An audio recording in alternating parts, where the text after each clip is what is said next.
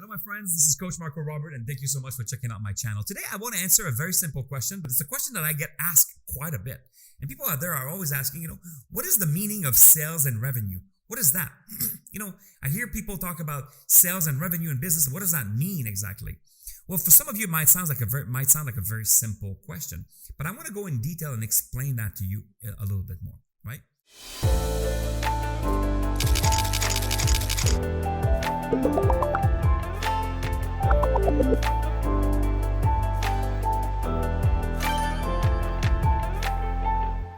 So, what is sales revenue? What is sales revenue? Well, when you actually run a business, you're going to need to have revenue in order to actually, make your business successful.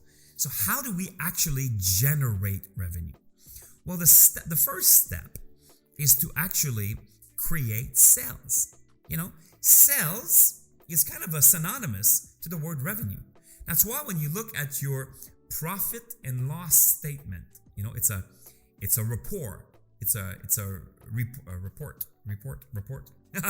It's basically a report that you get every month that tells you, what kind of revenue you had, what kind of expenses you had, and what kind of profit you had for the last month. Okay, so when you look at your profit and loss statement, or sometimes we call it the P&L statement, when you look at it, the top line is going to be your revenue, right? So how do we generate revenue? Well, we generate revenue by actually increasing sales.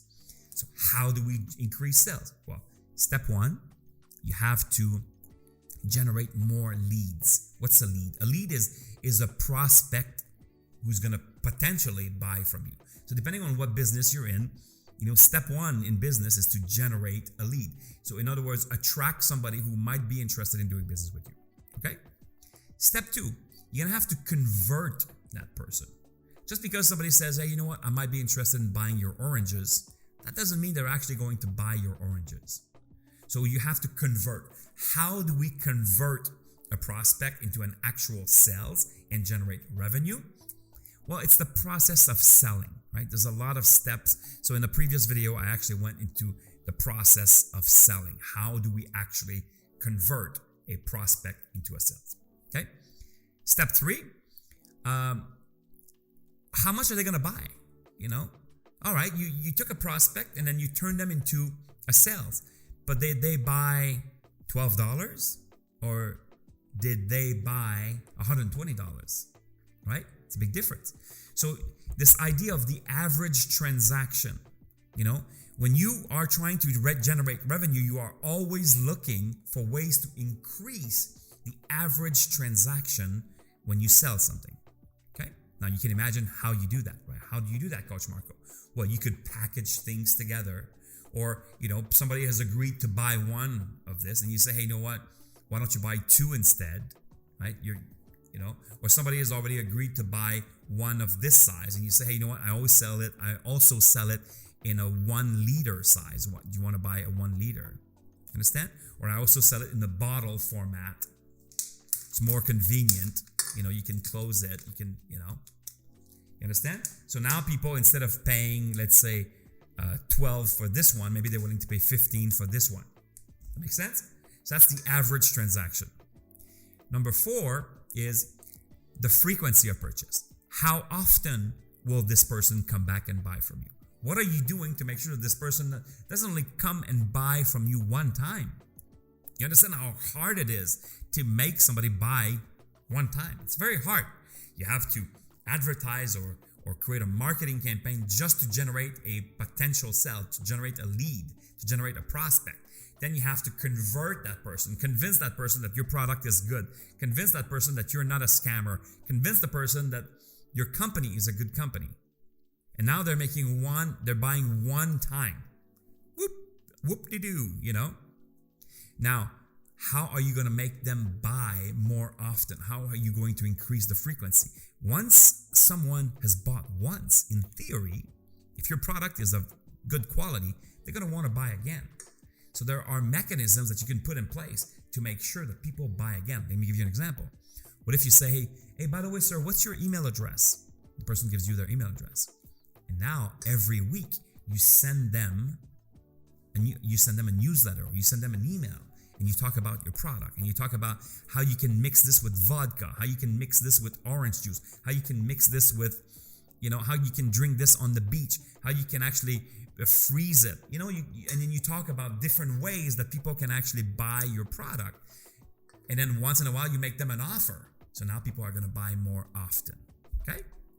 And then the last way to increase revenue is actually by extending the lifetime value of a customer. Let me explain to you what that means. You see, there's this idea of attrition. Very often, you're going to see attrition. Attrition means that people will simply stop buying from you. Why? Well, because maybe people move, maybe people die, maybe people get a divorce, maybe people's tastes change, right? So while this lime and watermelon water might be appealing to me today, in 6 months, maybe I'm not interested in this anymore. Maybe now I'm looking for a cherry flavor or a pineapple flavor. So if you don't have that, you may not be able to sell to me. So how do we extend the lifetime value of customers? Well, we want to create loyalty. How do we create loyalty? So in every industry, it's different.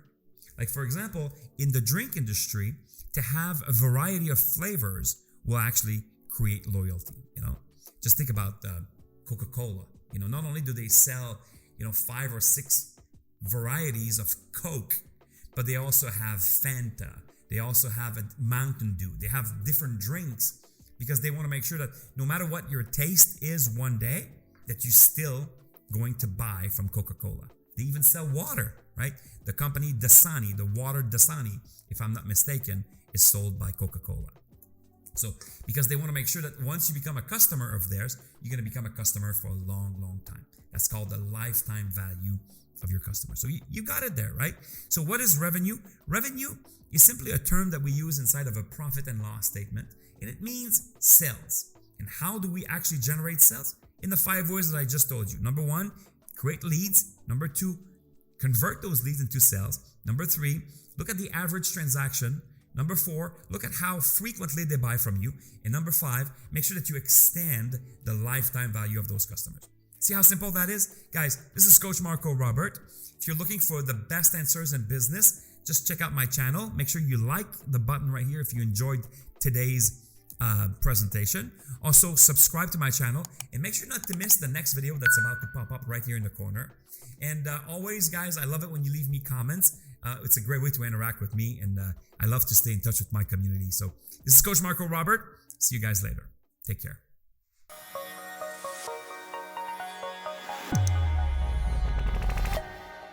Guys, this is Coach Marco Robert. Remember, if you keep on doing what you've always done, you're going to keep on getting what you've always gotten.